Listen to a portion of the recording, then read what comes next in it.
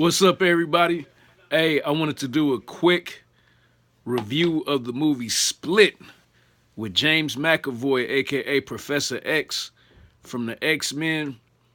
Um, it was a real good movie, and I'm thinking at about 3 minutes into the review, I'm gonna just go into spoiler territory, maybe even 2 minutes.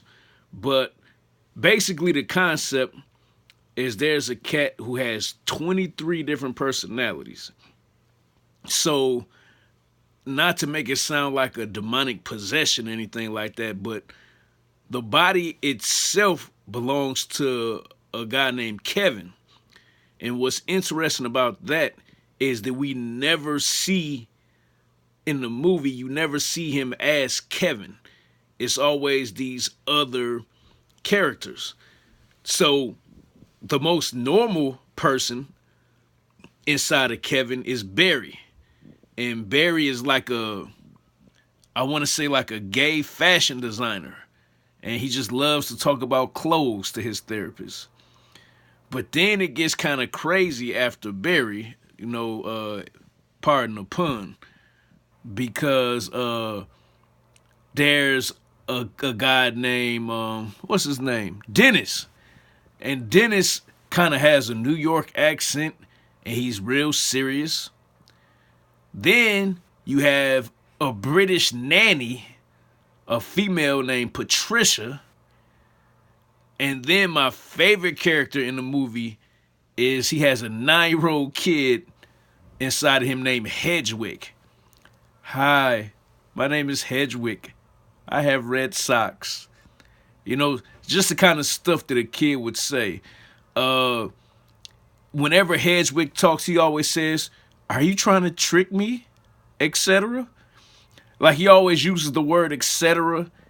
just like a kid would in terms of not really knowing how to use big words properly.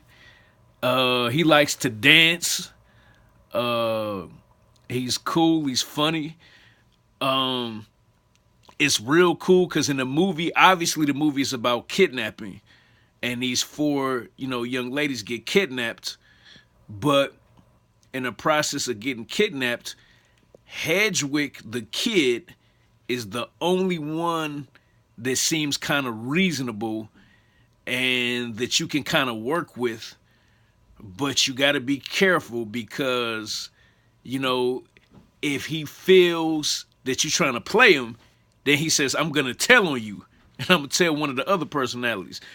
Like, you almost got to kind of be, you almost have to be kind of crazy yourself to be able to follow how crazy this is. Okay, so now that we 3 minutes in, I'll just get right to the spoilers. So the fourth personality is a personality called the Beast. I mean, the 24th personality, my fault. And, it kind of got to the point when it said the Beast, you really started to think, well, maybe he is crazy. Like, what is he talking about? And his therapist asked McAvoy, or I think he was talking to Dennis at the time. He asked him about the Beast because he kept saying the Beast is coming. And then he says, "Well, can I talk to the Beast?" He said, "No, you don't want to talk to him." And then she wanted to know what the Beast was like. He says, "Well, he's much taller than us and he's much more muscular." And then they said that he could climb on walls. And it was like, what? So it really just seemed like something that was really in his imagination. Like, of all the crazy stuff, of all these different personalities that would pop out of dude, this one just seemed like it was the most, like, it just didn't make sense. So he got these three girls, high school age girls, trapped in some type of house that he had. And apparently, when he was ready for the Beast to come out, he went to a train station. And so, like I said, 3 minutes in, I'm finna give you the spoilers. I had no idea what was going on because he went to the train station and then knelt down, and then you literally saw his back and his neck start getting muscular. And you literally saw him getting taller. And it was like, what? Like, he was crazy enough to think that he could turn into a beast, but he's actually doing it. And then he left the train station, and this ninja is running on all fours like he's some type of wild dog. And it was moving fast on top of that. And he gets back, and his sole mission when he gets back is he's going to kill those girls. Those other personalities was kind of cool. Like, I think he had some pervert stuff going on. He just wanted to watch them dance. So the other personalities weren't going to hurt those girls. Especially the kid, Hedwig. Hedwig loved the supporting character, the main character. But the beast wasn't trying to hear it. He was finna go back and kill him. And eventually, when he gets back there, he kills his therapist. But it was almost like a mercy killing. Like, he kind of hugged her from behind, like around the waist. And then he was just squeezing. And just squeezed until he cracked her spine and just killed her. But it really wasn't that vicious. He even apologized for doing it. You know, he thanked her for helping him, quote, with the other personalities. And he said something to the effect, but yeah, now, you know, this new personality is the boss now. The beast is the boss now, so I gotta kill you and move on or evolve or whatever. And the main girl who was held hostage, she shot him twice and he didn't die. But he ran off. And eventually she got away. And then it's all on the news about, you know, this guy. Now, what made it so interesting at the end, the big twist to the movie, is all of a sudden they mention the city of Philadelphia.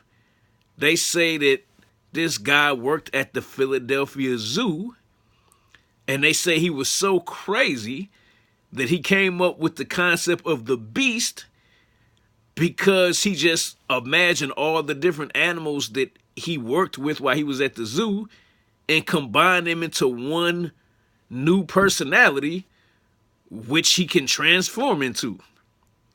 I know it sounds crazy because it was super crazy. And they were talking about this on the news.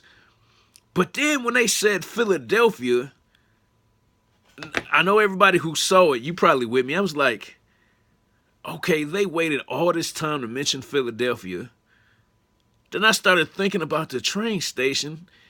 And then my mind was close, but I still couldn't quite figure it out.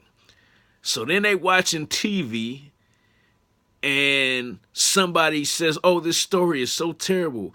It reminds me of that one crazy guy in the wheelchair. I couldn't remember the name they gave him. And then a guy reading the newspaper pulls the newspaper down and says his name was Mr. Glass. And it's Bruce Willis.